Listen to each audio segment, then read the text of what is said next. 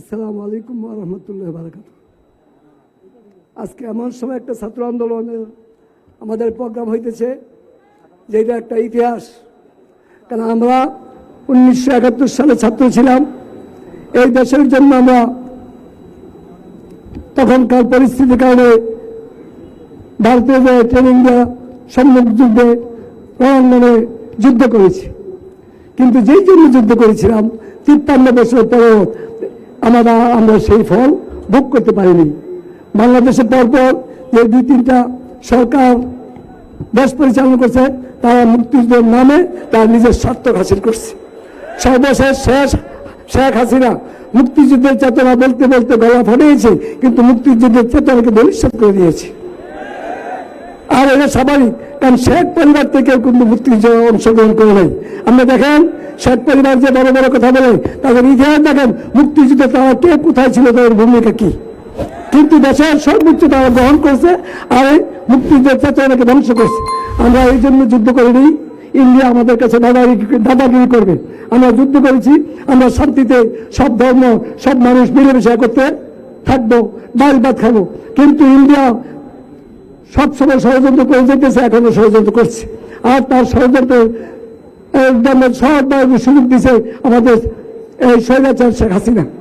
কাজে স্বৈরাচার শেখ হাসিনা এই 16 বছর করে আমাদের মুক্তিযুদ্ধের চেতনাকে ধ্বংস করে দিয়েছে। কাজে তোমরা ছাত্র সমাজ 24-এ দেখিয়ে দিয়েছ স্বাধীনতা কিভাবে রক্ষা করতে হয়। আমরা স্বাধীনতা অর্জন করেছি, তোমরা স্বাধীনতা রক্ষা করার জন্য রক্ত দিয়েছ। আমি বলবো 71-এ রক্ত দিয়েছি, 24-এ রক্ত দিয়েছি, আর কত রক্ত দিতে হবে? অতএব যদি রক্ত দিতে না যায়, ওই পীর সাহেব মরহুম চরমরাই পীর সাহেবের কথা নেতা নয়, নীতির পরিবর্তন চাই পীর সাহেব চরমরাই রহমতুল্লাহ আলাইহি। কাজেই যত হুম্মি টুম্মি লেখা হোক না কেন, যদি নীতির পরিবর্তন না হয়, এই 24 আসবে আর যাবে, কিন্তু আমাদের ভাগ্যের কোনো পরিবর্তন হবে না। আমরা স্বাধীনতা ভোগ করতে পারবো। কাজে আমরা বলবো ছাত্র সমাজ, যুব সমাজ, আমাদের যত আছে এই দেশের 16 কোটি মানুষ এক হয়ে যাও। ভারত আমাদের বন্ধুর মতো আচরণ করলে তাদেরকে আমরা বন্ধু হিসাবে ভাববো, শত্রু হিসাবে আরম্ভ করলে শত্রুকে যেভাবে জবাব দেওয়া হয় প্রয়োজন সেই জবাব দিতে আমরা প্রস্তুত আছি ইনশাআল্লাহ। ভারতকে ভয় দেওয়ার কিছু নাই, কারণ আমরা ভারতের ট্রেনিং দিয়েছি, ভারতের যুদ্ধের সাহস দেখেছি। তারা সাহস নয়, তারা ভীতু। আমরা আমাদের একজন বাঙালির সাথে তারা দর্জন। কাজে ভয়ের কোনো চাই। আমাদের ছেলে যে ইমামে বলিয়ান হয়, আমাদের ছেলে নয় তকবীর বলে, তাদের সব অস্ত্র, তাদের সব শেষ। কাজে এদের বুকে আমাদের কোনো কিছু নাই। আমি বলবো প্রয়োজন হলে দেশে যদি আরেকটা যুদ্ধ দরকার হয়, তাহলে আরেকটা যুদ্ধ হবে। কারণ যেভাবে চলছে, ভারত যেভাবে হুমকি দিচ্ছে, ভারতের হুমকিতে আমরা ভয় পাই না। আমরা ভারতে দালাগিরি আমরা মারতে রাজি হয়। কাজে আপনারা এক থাকুন, প্রয়োজন হলে আরেকটা যুদ্ধের জন্য প্রস্তুত থাকুন।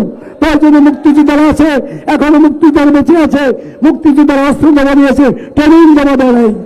কাজে ট্রেনিং দেওয়া 20 কোটি মানুষকে ট্রেনিং দাও। প্রয়োজনে ভারতের বিরুদ্ধে আমরা আন্দোলন করবো, সংগ্রাম করবো, রক্ত দিব, জীবন দেবো। প্রস্তুত আছেন? কাজে আমার অনুরোধ, আমাদের বয়স শেষ, আমরা শেষ পর্যায়ে চলে গেছি। তোমরা ছাত্ররা, তোমরা জওয়ানরা এই দেশ রক্ষা করো, যে কোনো ত্যাগ শিকারে প্রস্তুত হয়ে যায় না।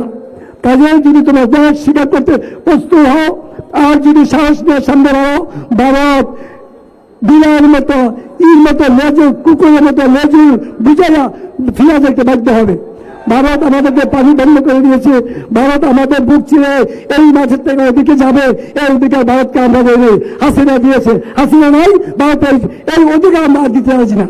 কাজে বর্তমান সরকারকে বলবো, আমরা যুদ্ধ করেছিলাম, 72-এ আমাদের সংবিধানকে ধ্বংস করা হয়েছে। আমরা আমাদের আগের সংবিধান চাই।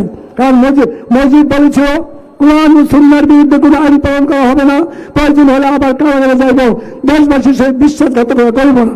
মসজিদের সেই ভাষণটুকু কই আমি আওয়ামী লীগকে জিজ্ঞাসা করতে চাই। মসজিদ বলিস এ দেশকে মুক্ত করে ছাড়বো ইনশাল্লাহ। এখন কেন 72-এ আসলো ধর্ম নিরপেক্ষতা? কাজে যে দেশের 93% মুসলমান, এখানে ধর্ম নিরপেক্ষ হইতে পারে না। আমরা ধর্ম নিরপেক্ষের জন্য যুদ্ধ করি নাই, যুদ্ধ করেছি সব ধর্মের সমান অধিকারের জন্য। কাজে ধর্ম নিরপেক্ষ করা, আমাদের দাঁড়িয়ে তুমি বলকে তারা অপমান করেছে, আমাদের দাড়ি দেখলেই তারা রক্ত দিয়েছে। আমি আইডি কার্ড করতে গিয়েছিলাম, দাড়ি রাখায় আমার আইডি রেকর্ড করবে না। তখন একজন আর্মি অফিসার ছিল, আমি তাকে বললাম আমি একটু কথা বলতে পারি? বলেন। আমি বলছিলাম আমি একজন মুক্তিযোদ্ধা, দাড়ি টুপি নিয়ে যদি আমি আইডি কার্ড করতে না পারি, এই জন্য দেশ স্বাধীন করে নাই।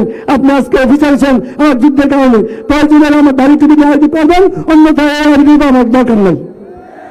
তো কাজেই সে বাধ্য হয়েছে। তো আমি তোমাকে বলবো এই জন্য যে আমাদের এই যে দাড়ি টুপি হয় নাই রাজাকার, দাড়ি টুপি হয় নাই জঙ্গি, এটা কিন্তু এই রাজনীতি, দেশের রাজনীতি আর ইন্ডিয়ার রাজনীতির একটা কৌশল।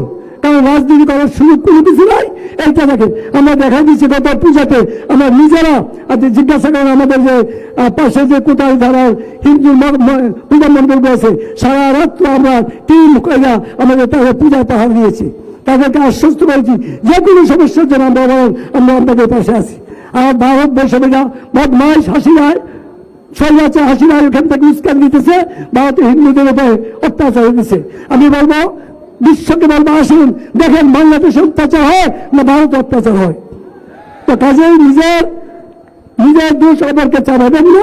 আমি আসলে এই কথা আপনাদেরকে বলবো, আমরা একটা দেশ, আমরা 24-এ দেখাই দিচ্ছি সব ছাত্র জনতা ঐক্যবদ্ধভাবে কিভাবে অন্যায়কে প্রতিহত করতে হয়। আপনারা অন্যায় প্রতিহতের জন্য সজাগ থাকবেন, এই দেশটাকে শত্রুমুক্ত রাখবেন।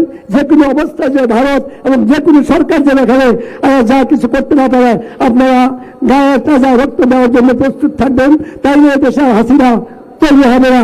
কাজেই আমি বলবো বর্তমান সরকারকে আমাদের সংবিধান পরিবর্তন করেন, ইসলামী শিক্ষাকে বাধ্যতামূলক করেন, আর আমাদের যার যার ধর্মের স্বাধীনতা দেন। এখানে ধর্ম যার যার, রাষ্ট্র সবার, কাজে সবাই মিলেমিশে থাকবো। আমি আপনাদের কাছে দোয়া চাই, আপনাদের জন্য আমি দোয়া করি, আপনারা দোয়া করবেন। আর সর্বশেষ একটাই কথা, ইসলামী মুক্তিযোদ্ধা পরিষদ থেকে আপনাদেরকে সাধুবাদ জানিয়েছি কিছু বলার জন্য। আর আমি বলবো যারা মুক্তিযোদ্ধা সন্তান প্রজন্ম আছেন, তারা আমরা মুক্তিযোদ্ধা সন্তানের তালিকা হইতেছে আমাদের ইসলামী আন্দোলন, ইসলামী মুক্তিযোদ্ধা পরিষদে আপনারা আমাদের নাম লেখা ইসলামী মুক্তিযোদ্ধা প্রজন্মকে শক্তিশালী করেন। কারণ মুক্তিযোদ্ধা সন্তান, আপনার গায়ে মুক্তিযোদ্ধা রক্ত আছে, আপনি পারবেন দেশের জন্য বিসর্জন করছে। কাজেই যারা মুক্তিযোদ্ধা সন্তান আছেন তারা আসুন আমাদের মুক্তিযুদ্ধ প্রজন্ম পরিষদে যোগদান করে দেশকে একটা আদর্শ দেশ গঠনের জন্য আমরা ভূমিকা রাখবেন। এই বলে আমার বক্তব্য শেষ করছি। আসসালামু আলাইকুম।